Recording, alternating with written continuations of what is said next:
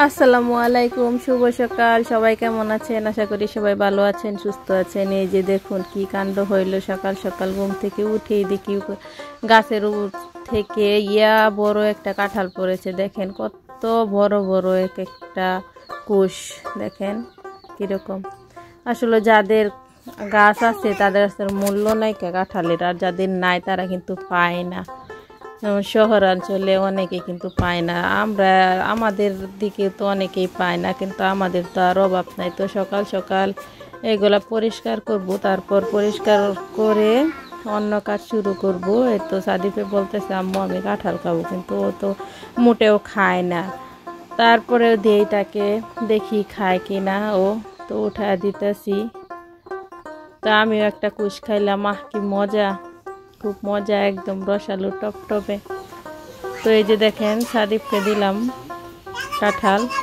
সাদিফ তো নাচতেছে, তো ওরে কাঁঠাল দিলাম, ও এখানে কাঁঠাল করতেছে। তো এখানে দেখি বৃষ্টির দিন, দেখেন আমার রান্নাঘরে কি বেহাল অবস্থা। এখানে কিছু পাতা আর মাঝে জাল ধরানোর জন্য। এই যে দেখেন চুলার কি অবস্থা, দেখি শুকনা কিনা, রান্না করা যাবে কিনা।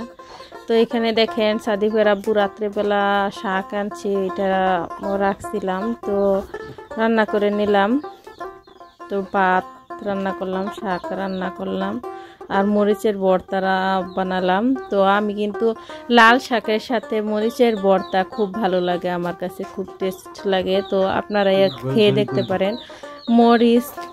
মরিচ ভাজবেন, তারপরে পেঁয়াজ রসুন ভাজবেন, এগুলো সবগুলো একসাথে ভেজে তারপরে কসলায় ভর্তা করবেন।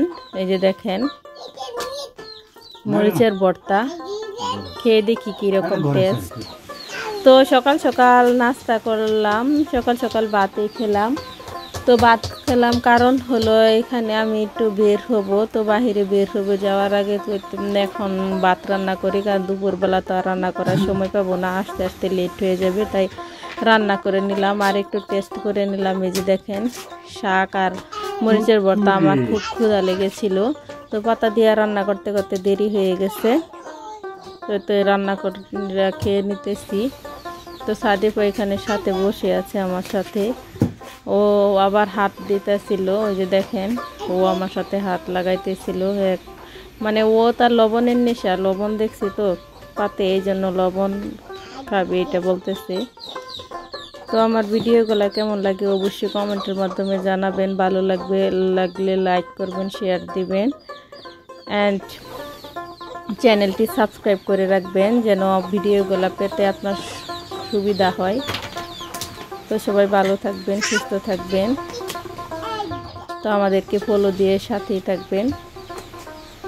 তো আসসালামু আলাইকুম।